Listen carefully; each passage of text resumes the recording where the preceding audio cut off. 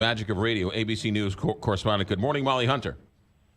Good morning, McGraw. All right, so Cambridge Analytica is now on the lips of everyone after what they did or alleged to have done in the election. But now there's some evidence that they had something to do with Brexit?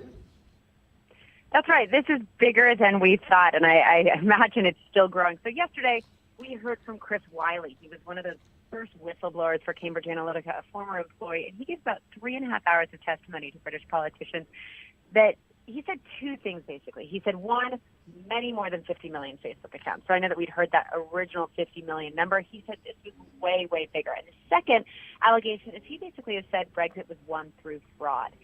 So he has said basically that Cambridge Analytica subcontracts to a couple political firms, including a Canadian political firm called Aggregate IQ. And he basically says that many of the pro-Brexit groups, whether it's Be Leave or Vote Leave, several of the groups that were campaigning heavily for Brits to vote leave, to, of course, leave the European Union, were all using Cambridge Analytica's data. But they were using it by kind of getting around the election spending rules here and actually contracting with Aggregate IQ. So this is really more, it's complicated, but it's really more about actually whether or not these campaign groups overspent by actually circumnavigating kind of the rules here and actually all leaning on Cambridge Analytica's data. Now, Cambridge Analytica has denied all of this, saying they never worked with any of these groups. They never worked with this Aggregate IQ group.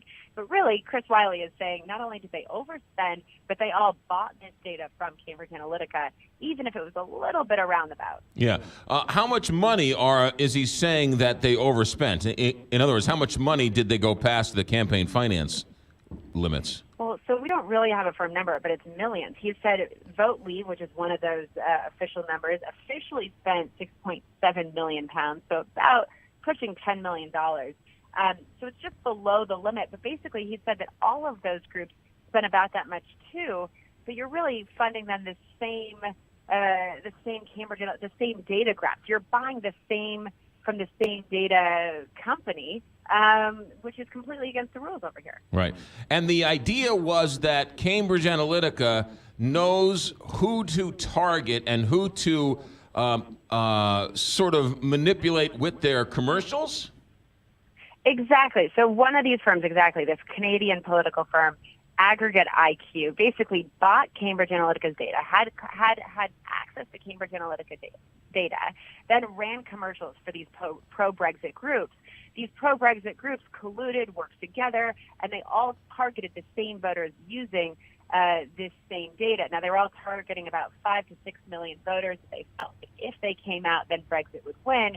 But Chris Wiley has basically said that this was massive collusion. They all had a common plan. In short, it was cheating, he said.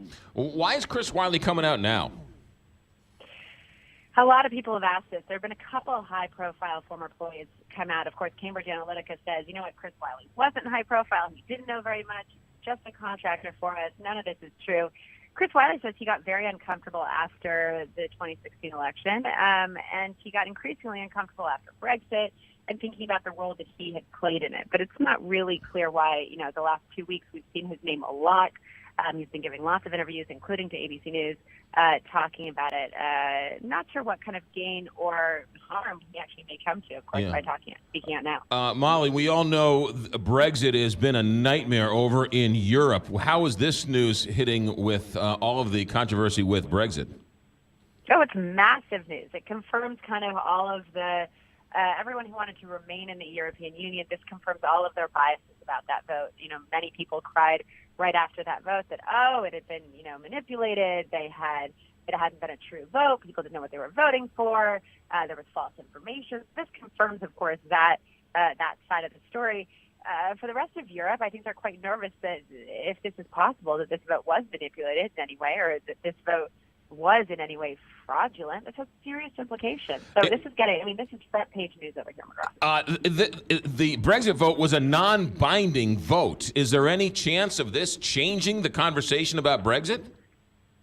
I doubt it at this point. The UK has gone so far down the line now.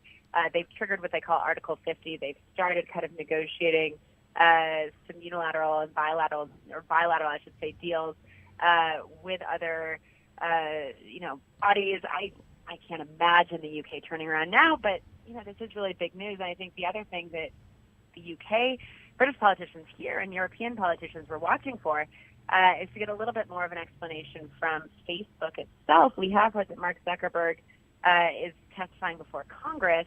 Zuckerberg has refused to come over and testify in front of the House of Commons in front of British politicians here.